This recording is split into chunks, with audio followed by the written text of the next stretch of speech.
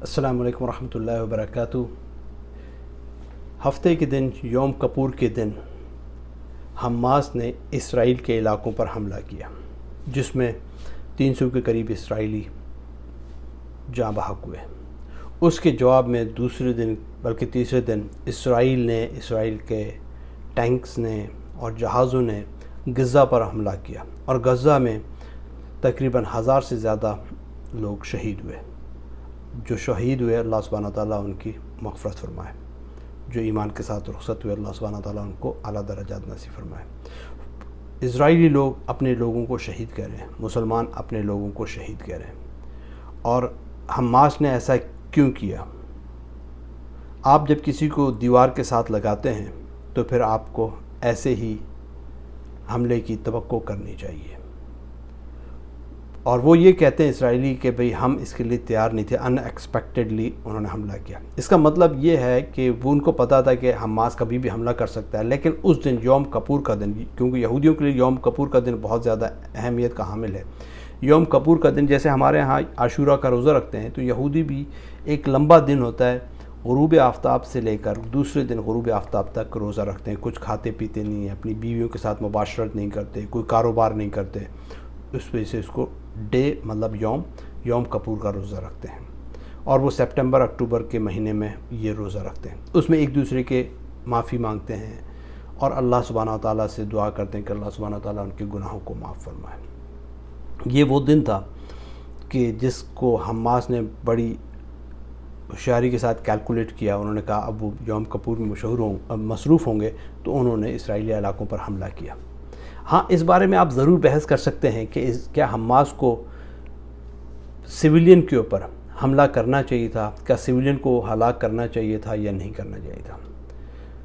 اس بارے میں ضرور بات کی جا سکتی ہے، اس بارے میں ضرور بحث کی جا سکتی ہے، کیونکہ جب ہم اسرائیل کو کنڈیم کرتے ہیں کہ اسرائیل جو ہے وہ فلسطینی علاقوں میں عورتوں پر، بچوں پر حملے کرتا ہے، ان کو قتل و غارت کرتا ہے، تو ہم اگر کوئی مسلمان ایسی حرکت کرے گا تو ہم اس کو بھی کنڈیم کریں گے۔ قرآن پاک کے اندر ایک آیت ہے کہ جس میں اللہ سبحانہ تعالیٰ نے فرمایا، جس کا مفہوم ہے کہ جس نے ایک ناحق کو قتل کیا اس نے پوری انسانیت کو قتل کر دیا، جس نے ایک ناحق کو بچا لیا اس نے پوری انسانیت کو بچا لیا۔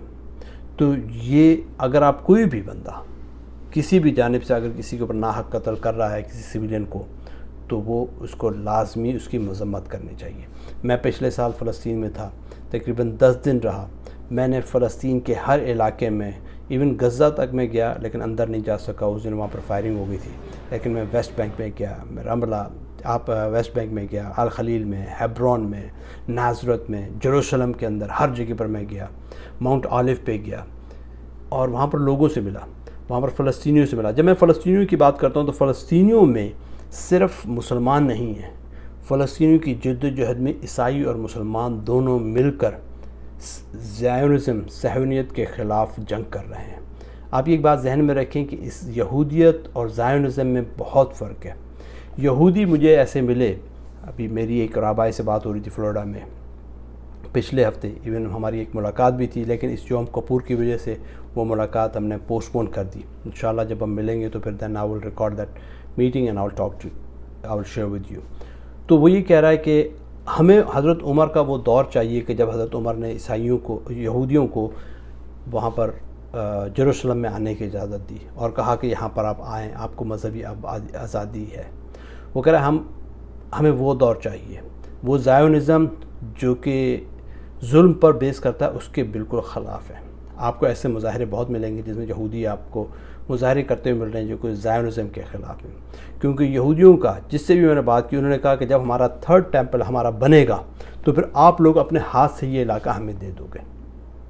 یہ ان کا ایمان کا حصہ ہے، ان کا بلیف ہے، اور اس پر وہ کام کر رہے ہیں۔ لیکن زائونزم بائی ہک اینڈ کروک، ظلم و ستم، کسی بھی طریقے سے مسلمان پر قبضہ کر کے، ان پر ظلم ڈھا کر کے مسلمانوں اور عیسائیوں پر اس علاقے میں، اس علاقے کو اپنے قبضے میں لینا چاہتے ہیں۔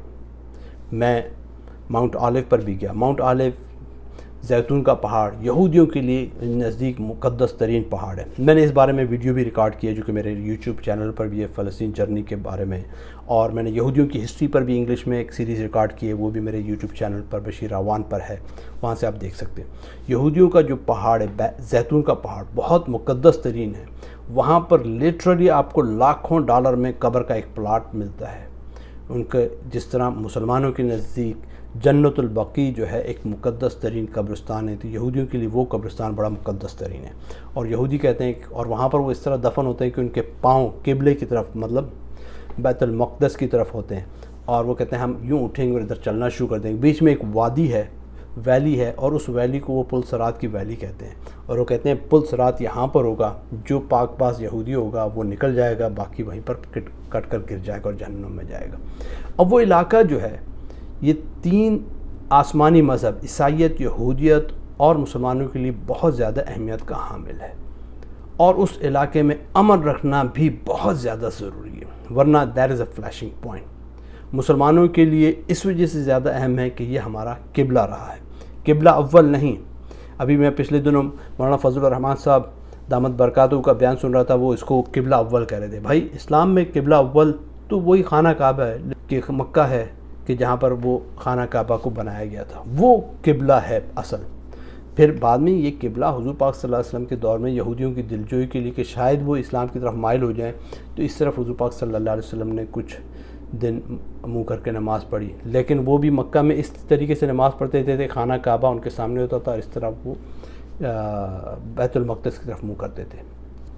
لیکن پھر بعد میں اللہ سبحانہ و تعالیٰ نے مسجد قبلتین میں جب آپ صلی اللہ علیہ وسلم نماز پڑھ رہے تھے تو وہاں پر حکم آ گیا کہ آپ اپنا قبلہ تبدیل کر دیں، تو مسلمانوں کے لیے قبلہ رہا ہے، قبلہ اول نہیں ہے۔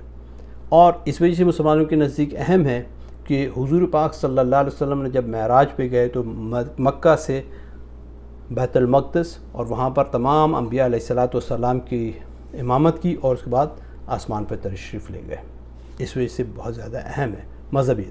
اور ایک حدیث بھی حضور پاک صلی اللہ علیہ وسلم کی کہ 3 مساجد کے علاوہ کسی اور مسجد میں عبادت کے لحاظ سے سفر مت کرو۔ عبادت یہ نہیں کہ نماز پڑھنا، ورنہ تو آپ ہر مسجد میں جا سکتے ہیں، لیکن جس طرح کئی لوگ عبادت کے لیے کسی بابے کے بازار پہ جا رہے ہوتے ہیں، کسی مرے ہوئے بزرگ کے مزار پہ جا رہے ہوتے ہیں، کسی عرس پہ جا رہے ہوتے ہیں، وہاں پر جا کے نمازیں پڑھیں گے ہماری نمازیں قبول ہوں گی اور بڑا ثواب ملے گا، ایسا نہیں۔ صرف 3 مساجد، مسجد اقصی، مسجد حرام خانہ کعبہ، مسجد نبوی مدینہ المنورہ اور مسجد اقصی ہے۔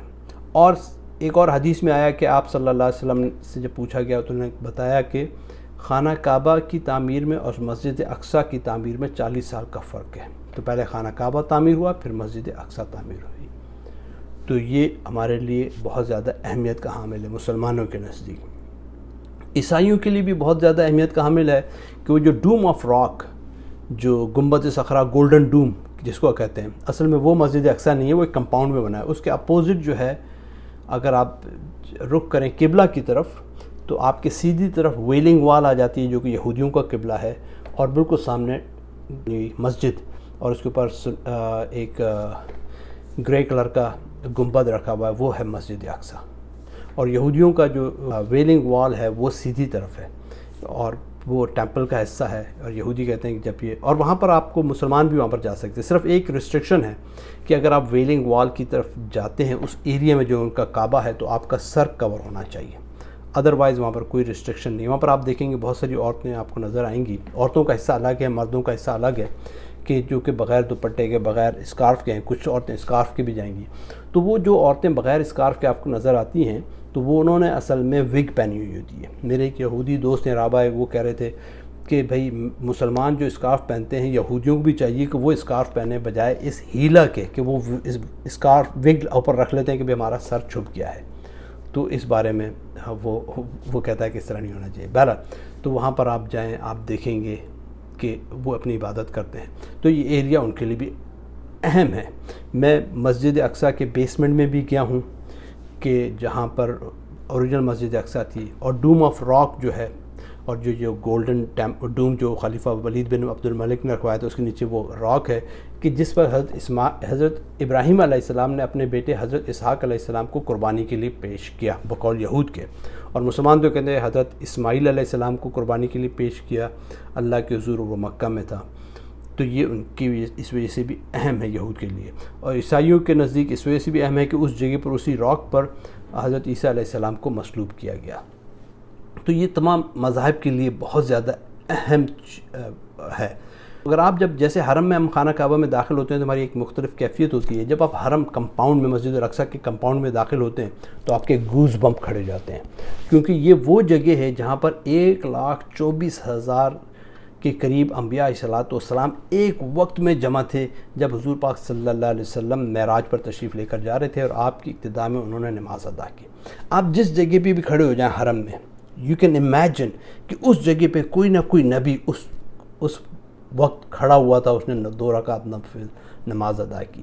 وہ نبی آدم علیہ السلام بھی ہو سکتے ہیں، نوح علیہ السلام بھی ہو سکتے ہیں، موسیٰ علیہ السلام بھی ہو سکتے ہیں، عیسیٰ بھی ہو سکتے ہیں، زکریا بھی ہو سکتے ہیں، نوح، یوشع، اب جسٹ نیم اینی نبی، وہ وہاں پر اس وقت موجود تھا جہاں پر آپ کھڑے ہو کر نفل ادا کر رہے ہیں۔ تو بہت ہی مقدس جگہ ہے۔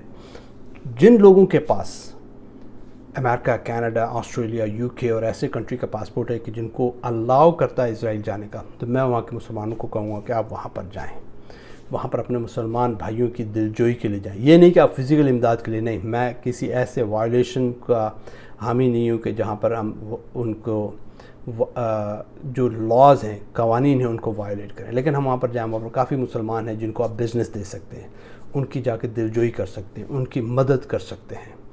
زندگی اور موت اللہ کے ہاتھ میں۔ میرے کافی دوست وہاں پر گئے ہیں، جب سے میں آیا ہوں میرے جانے کے بعد تقریباً 7-8 دوست اور ان کی فیملیز میرے کہنے پر وہاں پر گئے، and they really enjoyed it. وہ کہتے ہیں کہ واقعی میں ہمیں وہاں پر جانا چاہیے، اپنے بھائیوں کی مدد کرنی چاہیے۔ تو فلسطین از اے فلیشنگ پوائنٹ رائٹ ناؤ۔ اللہ سبحانہ و تعالیٰ سے ہماری دعا ہے کہ اللہ سبحانہ و تعالیٰ اس علاقے میں امن قائم کرے۔ وہاں پر سب، جس طرح حضرت عمر رضی اللہ عنہ نے اور سلطان صلاح الدین ایوبی کے ٹائم میں مسلمانوں نے یہودیوں کو الاؤ کیا کہ وہ آئیں اور پیسفل طریقے سے وہاں پر رہیں، عبادات کریں، اور عیسائیوں کو بھی الاؤ کیا۔ اسی طرح اب دوبارہ وہ، ٹھیک ہے، یہودیوں کا قبلہ ہے، یہودیوں کے لیے بہت متبرک ہے، جس طرح ہمارا قبلہ خانہ کعبہ ہے، اس طرح یہودیوں کا وہ قبلہ ہے، ایک مذہب ہے، ان کو ان کے مذہب کی اور اس پر عمل کرنے کی آزادی ہونا چاہیے۔ وہاں پر ویلنگ وال پر وہ آتے ہیں، وہاں پر دعائیں مانگتے ہیں، مناجات مانگتے ہیں، ان کو آزادی ہونی چاہیے۔ عیسائی وہاں پر آتے ہیں، ڈالاروسا وہ جو رستہ ہے، پورا رستہ کہ جس میں حضرت عیسیٰ علیہ السلام کو مصلوب کرنے سے پہلے لایا گیا تھا، اس رستے پر وہ چل کر آتے ہیں، تو آنا چاہیے۔